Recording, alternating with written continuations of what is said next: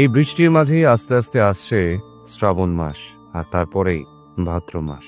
এই ভাদ্র মাসেই বামা আরাধিত তারাপীঠে হয় কৌশিকী অমাবস্যা। শোনা যায় 1818 সালে বীরভূমের জমিদার জগন্নাথ রায় নির্মাণ করেন মায়ের মন্দির। কিংবদন্তি অনুসারে বশিষ্ঠ মুনি এখানে তারা মায়ের পুজো শুরু করেন। কথিত আছে জয়দত্ত সওদাগর তার মৃত ছেলেকে বশিষ্ঠ কুণ্ডের জলে স্নান করিয়ে পুনর্জীবিত করেন। সেই থেকেই এই কুণ্ডটি জীবিত কুণ্ড নামে পরিচিত ও জানা যায়। কেউ বলেন 51তম পীঠের একটি শক্তিপীঠ এটা, কেউ আবার বলেন বামা আরাধিত তারার সিদ্ধ পীঠ এটা। যাই হোক, আজও বিভিন্ন অলৌকিক ক্ষমতা লাভ করা যায় এই তারাপীঠ থেকে। মায়ের তৃতীয় নয়ন পড়েছিল বলে অনেকেই দাবি করেন। তারা মায়ের মন্দির আসেনি এমন কোনো যোগী, সাধক বা তান্ত্রিক এই গোটা ভারতবর্ষে হয়তো কেউ